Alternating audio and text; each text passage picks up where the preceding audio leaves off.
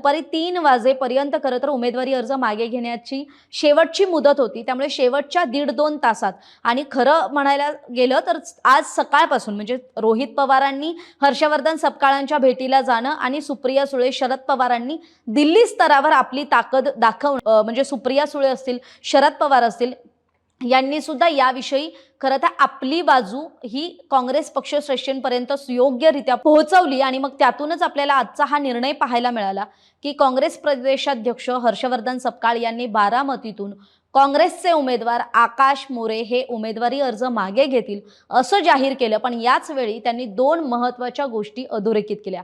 एक म्हणजे भारतीय जनता पक्ष हा विषारी आणि विखारी आहे आणि भाजप विरुद्ध काँग्रेस हा संघर्ष पुढच्या काळातही कायम राहील। आणि दुसरी महत्त्वाची गोष्ट म्हणजे त्यांनी राष्ट्रवादी काँग्रेस पक्ष म्हणजे अजित पवारांच्या राष्ट्रवादी काँग्रेस पक्षालाही सत्तेसाठी लाचारी पत्करू नका आणि सत्तेसाठी या विषारी आणि विखारी पक्षात सोबत जाण्याची त्यांची भूमिका ही निषेधार्ह असल्याचं म्हटलं।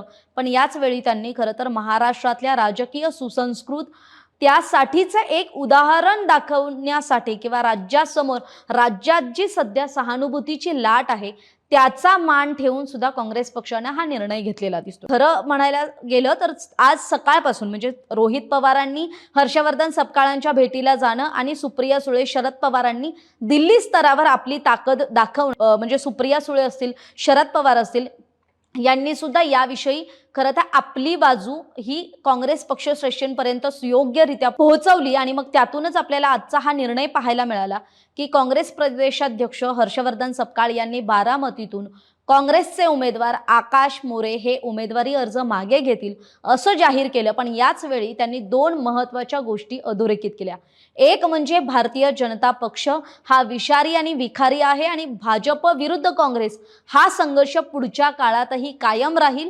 आणि दुसरी महत्त्वाची गोष्ट म्हणजे त्यांनी राष्ट्रवादी काँग्रेस पक्ष म्हणजे अजित पवारांच्या राष्ट्रवादी काँग्रेस पक्षालाही सत्तेसाठी लाचारी पत्करू नका आणि सत्तेसाठी या विषारी आणि विखारी पक्षात सोबत जाण्याची त्यांची भूमिका ही निषेधार्ह असल्याचं म्हटलं। पण याच वेळी त्यांनी खरं तर महाराष्ट्रातल्या राजकीय सुसंस्कृत त्यासाठीचं एक उदाहरण दाखवण्यासाठी किंवा राज्यासमोर राज्यात जी सध्या सहानुभूतीची लाट आहे त्याचा मान ठेवून सुद्धा काँग्रेस पक्षाने हा निर्णय घेतलेला दिसतो। मात्र बारामतीची जागा ही अपघाती रिक्त झाली आहे। महाराष्ट्राने एक कर्तृत्ववान नेता गमावलाय, त्यामुळे ही निवडणूक बिनविरोध होणं हे या घडीला योग्य ठरेल।